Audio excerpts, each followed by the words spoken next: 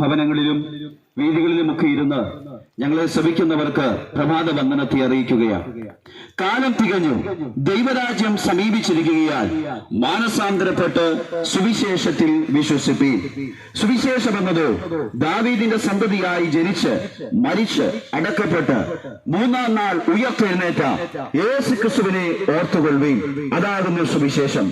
എന്നെ കേൾക്കുന്ന സ്നേഹിതരെ, ദിനം പ്രതിയുള്ള പത്രമാധ്യമങ്ങളിൽ വരുന്ന വാർത്തകൾ ലഹരിയുടെ ഉപയോഗം നിമിത്തം, അമിതമായ ഉപയോഗം നിമിത്തം ചെറിയ തലമുറ വരെയും ആത്മഹത്യയുടെ വക്കിലേക്ക് പോകുന്ന ഒരു വല്ലാത്ത കാലഘട്ടത്തിലാണ് ഇന്നിന്റെ കേരളം എത്തി നിൽക്കുന്നത്. കഴിഞ്ഞ ദിവസം ഞങ്ങളുടെ പ്രയർ ഗ്രൂപ്പിൽ ഒരു പ്രാർത്ഥനാ വിഷയം വന്നു. ഒരു മാതാവ് അലറിക്കരഞ്ഞുകൊണ്ട് തനിക്ക് ഏക മകനാണുള്ളത്, 6 വർഷം കാത്തിരുന്ന് ദൈവത്തോട് പ്രാർത്ഥിച്ച് അനേക നാളുകളിലെ പ്രാർത്ഥനയുടെ ഫലമായി അവർക്കൊരു നല്ല ആരോഗ്യമുള്ള, സൗന്ദര്യമുള്ള, അനുഗ്രഹിക്കപ്പെട്ട ഒരു തലമുറയെ ദൈവം നൽകി. എന്നാൽ ഉപരിപഠനത്തിന് അത്യധ്വാനം ചെയ്ത് ഈ മാതാവ് പണമൊക്കെ കണ്ടെത്തി, പിതാവും പണമൊക്കെ കണ്ടെത്തി ഈ മകനെ ഉപരിപഠനത്തിന് ബാംഗ്ലൂരിലേക്ക് അയച്ചു. അവൻ ദിനംതോറും അമ്മയോട് കള്ളം പറഞ്ഞ് ഭക്ഷണത്തിനും അതിനും ഇതിനുമൊക്കെ എന്ന് പറഞ്ഞ് അമ്മയെ സോപ്പിട്ട് അവൻ പണം വാങ്ങിക്കൊണ്ടേയിരുന്നു. മകൻ പട്ടിണിയല്ലേ, അവൻ ദൂരെ ഹോസ്റ്റലിൽ നിൽക്കുകയല്ലേ എന്നൊക്കെ വിചാരിച്ച് പ്രിയ മാതാവ് കഷ്ടപ്പെട്ട് അരമുറുക്കി അവന് വേണ്ടുന്നതായ പണം എത്തിച്ചു നൽകി. എന്നാൽ കഴിഞ്ഞ ദിവസമാണ് മാതാവ് ഞെട്ടിക്കുന്ന സംഭവം മനസ്സിലാക്കിയത്. അവൻ അതിമാരകമായ ലഹരി പദാർത്ഥത്തിന് അടിമയാണ്. തന്നെത്താൻ സിറിഞ്ചിൽ കുത്തിവെച്ചും MDMA പോലെയുള്ള ലഹരി പദാർത്ഥങ്ങൾ ഉപയോഗിച്ചും അവനൊരു ഭ്രാന്തനെ പോലെയായി മാറി. ലഹരി കിട്ടാൻ വേണ്ടി അവൻ എന്തും ചെയ്യുന്ന നിലയിലേക്ക് എത്തി. എന്നെ കേൾക്കുന്ന സ്നേഹിതരെ, നിങ്ങൾ പകലന്തിയോളം പണിയെടുത്ത് കുഞ്ഞുങ്ങളുടെ ഭാവിയെ നോക്കി അവൻ നല്ല രീതിയിൽ വളരണം, അവൾ നല്ല രീതിയിൽ എത്തിച്ചേരണം എന്ന് പറഞ്ഞ് അവർക്ക് വേണ്ടി, പഠനത്തിന് വേണ്ടി കടമെടുത്തും ലോണെടുത്തുമൊക്കെ പല നിലകളിൽ അവരെ ഉപരിപഠനത്തിന് അയക്കുന്നു. എന്നാൽ അവരെത്തിച്ചേരുന്നത് ഏത് കരങ്ങളിലാണ്, ഏത് ചതിക്കുഴിയിലാണ് പെട്ടുപോകുന്നതെന്ന് പറയാൻ കഴിയാത്ത ഒരു വല്ലാത്ത കാലഘട്ടം. സ്കൂളിൽ പഠിപ്പിക്കുന്ന അധ്യാപകര് പോലും ലഹരി പദാർത്ഥങ്ങൾ വിൽക്കുന്നവരായി മാറുന്ന, ചെറിയ കുഞ്ഞുങ്ങളെ പോലും അതിന് കാരിയറുകളാക്കി മാറ്റുന്ന ഒരു വല്ലാത്ത കാലഘട്ടം. ദിനംതോറും വിറ്റഴിക്കുന്നത് ലക്ഷക്കണക്കിന്, കോടിക്കണക്കിന് രൂപയുടെ ലഹരി പദാർത്ഥങ്ങൾ. ഇതെവിടേക്കാണ് എത്തിച്ചേരുന്നത്? എന്നെ കേൾക്കുന്ന സ്നേഹിതരെ, ചെറിയ കുഞ്ഞുങ്ങളുടെ കരങ്ങളിൽ വരെയും ഇന്ന് ലഹരി പദാർത്ഥങ്ങൾ എത്തിച്ചേരുകയാണ്. അതുമൂലം കേരളത്തിൽ കുറ്റകൃത്യങ്ങൾ ദിനം പ്രതി വർദ്ധിച്ചു വരികയാണ്. ഏത് കുറ്റകൃത്യത്തിന്റെയും ചുരുളി അഴിക്കുമ്പോൾ മനസ്സിലാക്കാൻ കഴിയുന്ന ഒരു കാര്യമുണ്ട്. അവൻ അവളെ കൊല്ലുമ്പോൾ, ഉപദ്രവിക്കുമ്പോൾ, മാതാവിനെ ഉപദ്രവിക്കുമ്പോൾ, അല്ലെങ്കിൽ തലമുറയെ ഉപദ്രവിക്കുമ്പോൾ, സമൂഹത്തിൽ ക്രൂരകൃത്യങ്ങൾ ചെയ്യുമ്പോൾ ലഹരി പദാർത്ഥങ്ങളുടെ പ്രതി അടിമയായിരുന്നു എന്നുള്ള വാർത്തയാണ് പിന്നത്തേതിൽ നമുക്ക് കാണാൻ കഴിയുന്നത്. എന്നെ കേൾക്കുന്ന സ്നേഹിതരെ, ഈ ലഹരി കൊണ്ട് ഒരുപക്ഷെ നിങ്ങൾ ഒരു രസത്തിന് വേണ്ടി ആയിരിക്കാം മദ്യപിക്കുന്നത്, ഒരു രസത്തിന് വേണ്ടി ആയിരിക്കാം, ഒരു അല്പനേരത്തെ സമാധാനത്തിന് വേണ്ടി ആയിരിക്കാം താങ്കൾ മദ്യത്തെയും ലഹരിയെയും ആശ്രയിക്കുന്നത്. ഞാനൊന്ന് ചോദിച്ചോട്ടെ, താങ്കൾ കുടിക്കുന്ന മദ്യം, താങ്കൾ ഉപയോഗിക്കുന്ന ലഹരി എത്ര സമയം താങ്കൾക്ക് സമാധാനം നൽകുന്നുണ്ട്? എത്ര സമയം നിങ്ങളുടെ കുടുംബത്തിൽ സ്വസ്ഥത നൽകുന്നുണ്ട്? നിങ്ങളുടെ കുടുംബം ദൈനംദിനം ശിഥിലമായിക്കൊണ്ടിരിക്കുകയല്ലേ? താങ്കൾ അറിയാതെ താങ്കളുടെ ശരീരം അതിമാരകമായ രോഗത്തിന് അടിപ്പെട്ടുകൊണ്ടിരിക്കുകയല്ലേ? ലഹരിയുടെ ഉപയോഗം നിമിത്തം രക്ഷപ്പെട്ട ഒരു വ്യക്തി പോലും, ഒരു കുടുംബം പോലും ഇന്ന് നമ്മുടെ സമൂഹത്തിലില്ല. ലഹരി നിമിത്തം കുടുംബത്തിൽ നിന്ന് അകലപ്പെടുന്നു. ലഹരി നിമിത്തം സമൂഹത്തിൽ ഒറ്റപ്പെടുകയാണ്. മാന്യമായി ജീവിക്കേണ്ടവർ, മാന്യമായി കുടുംബം പുലർത്തേണ്ടവർ ലഹരി നിമിത്തം തകർന്നു പോകുകയാണ്. ഒരുപക്ഷെ കൂട്ടുകൂടുമ്പോൾ രസത്തിന് വേണ്ടിയും സന്തോഷത്തിന് വേണ്ടിയും ആകാം താങ്കൾ ലഹരി ഉപയോഗിക്കുന്നത്. താങ്കൾ അറിയാതെ താങ്കളുടെ ജീവിതത്തെയും കുടുംബത്തെയും അത് നശിപ്പിച്ചുകൊണ്ടിരിക്കുകയാണ്. കൂട്ടുകാരുടെ മുമ്പിൽ ആള് കളിക്കാൻ വേണ്ടിയാകാം കുഞ്ഞ് താങ്കൾ ലഹരി ഉപയോഗിക്കുന്നത്. എന്നാൽ നിന്റെ ജീവിതത്തെ നശിപ്പിക്കുകയാണെന്നുള്ള യാഥാർത്ഥ്യം താങ്കൾ ഇന്ന് പകൽ മനസ്സിലാക്കണം. ഇവിടെ നിൽക്കുന്ന ചെറുപ്പക്കാരെ നോക്ക്. ഞങ്ങളിൽ പലരും കഴിഞ്ഞ നാളുകളിൽ ലഹരി പദാർത്ഥങ്ങൾ ഉപയോഗിച്ചു വരുന്നവരായിരുന്നു. ഞങ്ങളുടെ കുടുംബത്തിൽ സ്വസ്ഥത നഷ്ടപ്പെട്ട അനുഭവങ്ങൾ ഉണ്ടായിരുന്നു. വൈകിട്ട് കഴിക്കാനായി വെക്കുന്ന ആഹാര പദാർത്ഥങ്ങൾ വലിച്ചെറിയപ്പെട്ട് സ്വസ്ഥതയോടെ ഞങ്ങളുടെ കുഞ്ഞുങ്ങൾ ഉറങ്ങാതെ പോലും കഴിഞ്ഞ ദിനരാത്രങ്ങൾ ഉണ്ടായിരുന്നു. പക്ഷെ ഇന്ന് ഞങ്ങൾ ഇവിടെ നിന്ന് കുടുംബസമേതം കർത്താവായ യേശുവിനെ ഉയർത്തുന്നതിന് കാരണം എന്തെന്നറിയാമോ? ഈ സുവിശേഷ സന്ദേശത്തെ ഉയർത്തുന്നതിന് കാരണം എന്തെന്നറിയാമോ? ഞങ്ങളെ ഞങ്ങളാക്കി മാറ്റി സമൂഹത്തിൽ മാന്യത തന്ന്, സന്തോഷം തന്ന്, സമാധാനം തന്ന്, നല്ല അപ്പനായി, നല്ല ഭർത്താവായി, നല്ല കുടുംബജീവിതത്തിന്റെ ഉടമസ്ഥരായി, സമൂഹത്തിൽ മാന്യതയുള്ളവരാക്കി ഞങ്ങളെ തീർത്തത് ഞാൻ ഇന്ന് പ്രസംഗിക്കുന്ന ഈ സുവിശേഷ സന്ദേശമാണ്. താങ്കൾ എത്ര തകർന്ന വ്യക്തിയാണെങ്കിലും, സമൂഹത്തിൽ എത്ര ഒറ്റപ്പെട്ട വ്യക്തിയാണെങ്കിലും, സമൂഹം നിങ്ങളെ ഒറ്റപ്പെടുത്തിക്കൊണ്ടിരിക്കുന്ന വ്യക്തിയാണെങ്കിലും, താങ്കളെ രൂപാന്തരപ്പെടുത്തുവാൻ കഴിവുള്ള ഒരു സന്ദേശമാണ് താങ്കളുടെ കർണപുടത്തിലൂടെ ഇന്ന് പകൽ കേട്ടുകൊണ്ടിരിക്കുന്നത്. അത് എന്താണെന്ന് ചോദിച്ചാൽ, ഇന്നേക്ക് 2000 വർഷങ്ങൾക്ക് മുമ്പ് മാനവരാശിയുടെ പാപത്തിന്റെയും ശാപത്തിന്റെയും പരിഹാരത്തിന് വേണ്ടി യേശു കർത്താവ് എന്ന ഏക രക്ഷകൻ ഈ താണഭൂമിയിലേക്ക് ഇറങ്ങി വന്നു. ആ യേശുവാണ് ഏത് കുടുംബത്തെയും ഏത് വ്യക്തികളെയും മാറ്റാൻ കഴിവുള്ള ഏക സന്ദേശം എന്ന് പറയുന്നത്.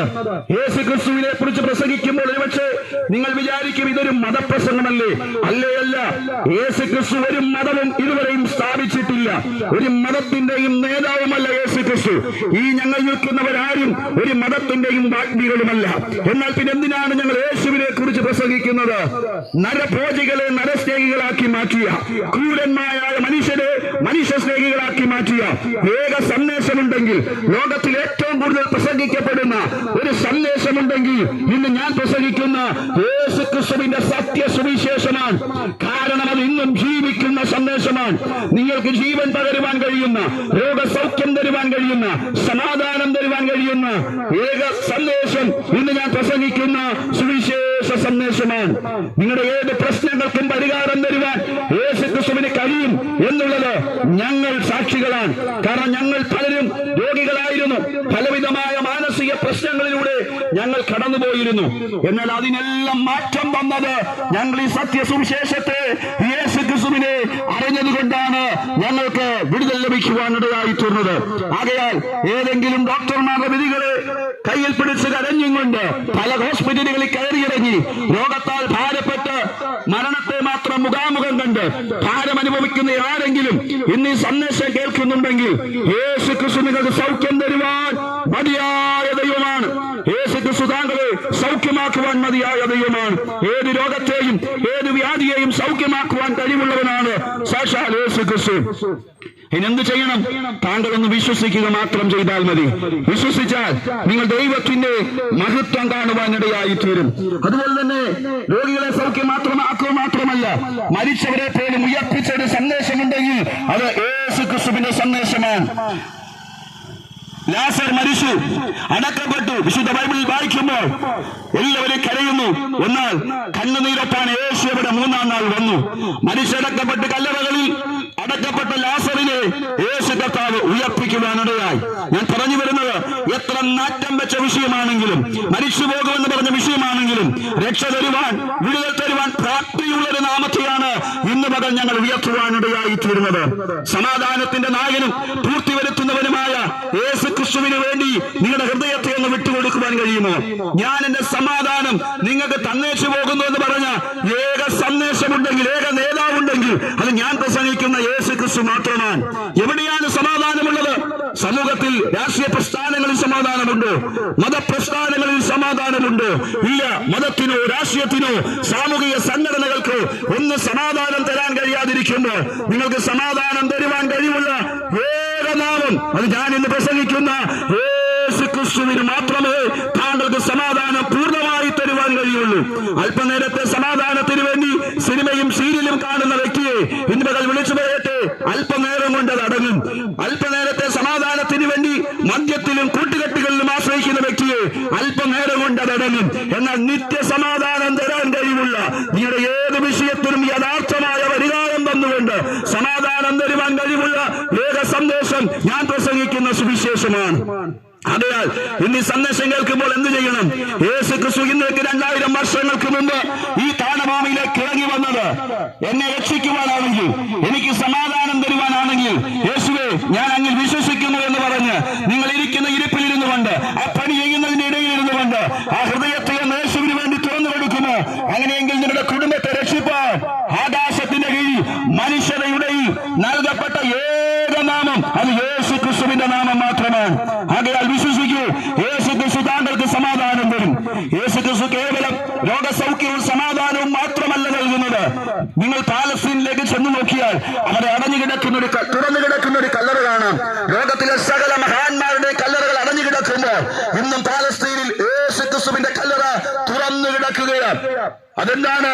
മൂന്നാം നാൾ വിശുദ്ധ ബൈബിളിൽ പറഞ്ഞിരിക്കുന്നത് പോലെ, വിശുദ്ധ ബൈബിളിൽ പ്രവാചകന്മാർ മുൻകൂട്ടി പറഞ്ഞതുപോലെ, യേശു തന്റെ ഐഹിക ജീവിതകാലത്ത് വിളിച്ചു പറഞ്ഞതുപോലെ അവൻ മരണത്തെ ജയിച്ച് പാതാളത്തെ ജയിച്ച് ഉയർത്തെഴുന്നേൽപ്പാനിടയായി തീർന്നു. ഞാൻ പ്രസംഗിക്കുന്ന യേശു മരിച്ച കല്ലറകളിൽ ഒതുങ്ങിയൊരു ദൈവമല്ല, മരണത്തെ ജയിച്ച് ഉയർത്തെഴുന്നേറ്റ ഏക ദൈവം അത് യേശു ക്രിസ്തുവാൻ. അതുകൊണ്ട് എന്നെ കേൾക്കുന്ന സ്നേഹിതരെ, മരണത്തിനപ്പുറം ഒരു ജീവിതമുണ്ടെന്ന് ആ കല്ലറ വിളിച്ചറിയിക്കുകയാണ്. ആകയാൽ യേശു ക്രിസ്തുവിന് വേണ്ടി താങ്കൾ ഹൃദയം വിട്ടുകൊടുക്കുമ്പോൾ, യേശു ക്രിസ്തുവിൽ താങ്കൾ വിശ്വസിക്കുമ്പോൾ, ഈ ഭൂമിയേക്കാൾ വിലയുള്ള ഒരു ആത്മാവ് താങ്കളുടെ ഉള്ളിലുണ്ട്. മദ്യം കൊണ്ടും മയക്കുമരുന്ന് കൊണ്ടും ആത്മഹത്യ കൊണ്ടും അതിനെ നശിപ്പിക്കരുത്. ആത്മഹത്യ ഒന്നിനും ഒരു പരിഹാരമല്ല കേട്ടോ. കുടുംബ പ്രശ്നങ്ങളുടെ നടുവിൽ, ജീവിതത്തിലെ സാഹചര്യങ്ങളുടെ സമ്മർദ്ദങ്ങളുടെ നടുവിൽ ആത്മഹത്യയെ കുറിച്ച് താങ്കൾ ചിന്തിക്കുന്നുവെങ്കിൽ ഇന്ന് പകൽ വിളിച്ചു പറയട്ടെ, ആത്മഹത്യയുടെ ഒളിച്ചോട്ടം മാത്രമാണ്. ഈ ഭൂമിയിൽ കഷ്ടതയും സങ്കടവും യാതനകളും അനുഭവിച്ച് അടുത്തൊരു യാതന സ്ഥലത്തേക്ക് പോകരുത്. മരണത്തിനപ്പുറം ഒരു ജീവിതമുണ്ട്. സ്നേഹിതാവെന്ന് ചിന്തിച്ചു നോക്ക്. ഇന്ന് നീ മരിച്ചാൽ നിത്യത എവിടെ ചെലവഴിക്കും? സ്വർഗാദി സ്വർഗങ്ങളിൽ വേദനകളില്ലാത്ത, രോഗങ്ങളില്ലാത്ത, കഷ്ടതകളില്ലാത്ത, യാതനകളില്ലാത്ത, ഒറ്റപ്പെടലുകളില്ലാത്ത ദൈവത്തോടൊപ്പമുള്ള സ്വർഗത്തിൽ എത്തിച്ചേരുമോ? അതോ ഈ ലോകത്തിൽ പാപിയായി ജീവിച്ച് യാതനകളും വേദനകളും ഒക്കെ അനുഭവിച്ച് എഴുന്ന തീറ്റയിലും ഗന്ധകത്തിലും ആ യാതനാ സ്ഥലത്തും എത്തിച്ചേരുമോ? ഇന്ന് താങ്കൾക്ക് തീരുമാനമെടുക്കാം. യേശു ക്രിസ്തുവിൽ താങ്കൾ വിശ്വസിക്കാൻ തയ്യാറാകുന്നുവെങ്കിൽ ആ ആത്മരക്ഷയ്ക്ക് ഒരേ ഒരു വഴിയേ ഉള്ളൂ. അത് സാക്ഷാൽ യേശു ക്രിസ്തു മാത്രമാണ്. വഴിയും സത്യവും ജീവനും ഞാനാകുന്നു എന്ന് പറഞ്ഞ യേശു ക്രിസ്തുവിൽ താങ്കൾ വിശ്വസിക്കുമോ? താങ്കൾക്ക് രോഗസൗഖ്യം മാത്രമല്ല, സമാധാനം മാത്രമല്ല, ആ മരണത്തിനപ്പുറമുള്ള ജീവിതം കൂടെ യേശുദാനമായി നൽകുകയാണ്. യേശു ക്രിസ്തുവിന്റെ സ്നേഹം നിത്യ സ്നേഹമാണ്. ആ നിത്യ സ്നേഹത്തെ കൈക്കൊള്ളുവാൻ ആഹ്വാനം ചെയ്തുകൊണ്ട് ഞങ്ങൾ ഇവിടെ അവസാനിപ്പിക്കാൻ ആഗ്രഹിക്കുകയോ സന്ദേശത്തെ. എന്നെ കേൾക്കുന്ന സ്നേഹിതരെ, ഇന്നേക്ക് 2000 വർഷങ്ങൾക്ക് മുമ്പ് മാനവരാശിയുടെ പാപത്തിന്റെയും ശാപത്തിന്റെയും പരിഹാരത്തിന് വേണ്ടി ഈ താണഭൂമിയിലേക്ക് ഇറങ്ങി വന്ന് മരിച്ചടക്കപ്പെട്ട് മൂന്നാം നാൾ ഉയർത്തെഴുന്നേറ്റ യേശു ക്രിസ്തു താങ്കളെ രക്ഷിക്കുവാൻ പ്രാപ്തിയുള്ള ദൈവമാണെന്ന്, ശക്തനായ ദൈവമാണെന്ന്, ഇന്നും ജീവിക്കുന്ന ദൈവമാണെന്ന് ഉറക്കെ പറഞ്ഞുകൊണ്ട് ആ യേശുവിൽ വിശ്വസിക്കുമെന്ന് ആഹ്വാനം ചെയ്തുകൊണ്ട് എന്റെ വാക്കുകൾക്ക് വിരാമമിടുന്നു. ദൈവം ഈ ദേശത്തെ സമൃദ്ധിയായി അനുഗ്രഹിക്കുമാറാകട്ടെ. അനുഗ്രഹിക്കപ്പെട്ട സന്ദേശങ്ങൾ കേൾക്കുവാൻ തക്കൊണ്ടമിടയായി തീർന്നല്ലോ. കൂടുതൽ ആധ്യാത്മികമായി കാര്യങ്ങൾ അറിയുവാനും കൗൺസിലിങ്ങിനും പ്രാർത്ഥനയ്ക്കുമായി നിങ്ങളുടെ വിഷയങ്ങൾ എന്ത് കഠിനമുള്ള വിഷയങ്ങളാണെങ്കിലും അവയ്ക്ക് വേണ്ടി പ്രാർത്ഥിക്കുവാൻ വേണ്ടി നിങ്ങളുടെ തൊട്ട് സമീപത്ത് കൈയെത്തുന്ന ദൂരത്ത് ചർച്ച് ഓഫ് ഗോഡ് എന്ന് പറയുന്നതായ ഒരു സഭയുണ്ട്. അവിടെ ഒരു കർത്താവിൻ്റെ ദാസനും കുടുംബവും പാർത്തുകൊണ്ട് ഈ ദേശത്തിന് വേണ്ടി, ദേശനിവാസികൾക്ക് വേണ്ടി പ്രാർത്ഥിച്ചു പോരുന്നു. പ്രധാനമായി വെള്ളിയാഴ്ച ദിവസവും ഞായറാഴ്ച ദിവസവും ആ പള്ളിയിൽ വെച്ച് തന്നെ പ്രാർത്ഥനകൾ നടക്കുന്നു. ആ പ്രാർത്ഥനകൾക്ക് നിങ്ങൾ സംബന്ധിക്കാം. അതല്ല വ്യക്തിപരമായിട്ട് നിങ്ങൾക്ക് യഥാസമയങ്ങളിൽ ചെന്ന് സംബന്ധിക്കുവാനുള്ളതായ ചെന്ന് പ്രാർത്ഥനാ വിഷയങ്ങൾ ഓർപ്പിക്കുകയും പ്രാർത്ഥിക്കുവാനുള്ളതായ അവസരങ്ങൾ ഉണ്ടാകും. നിങ്ങളെ അതിനുവേണ്ടി ക്ഷണിക്കുന്നു. ദൈവം നമ്മെ ധാരാളമായിട്ട് സഹായിക്കട്ടെ. ഇപ്പോൾ റോയ് പാസ്റ്റർ മുൻപോട്ട് കടന്നു വന്ന പ്രാർത്ഥനയിൽ നമ്മളെ സഹായിക്കും. ദേശത്തിന്റെ അനുഗ്രഹത്തിന് വേണ്ടി വിതയ്ക്കപ്പെട്ട ദൈവത്തിന്റെ വചനം അവന് 30, 60, 100 മേനിയായി ഫലപ്രാപ്തിയിലേക്ക് എത്തപ്പെടുവാൻ ദൈവം സഹായിക്കേണ്ടതിന് വേണ്ടി നമുക്ക് ദൈവസന്നിധിയിൽ പ്രാർത്ഥിക്കാം.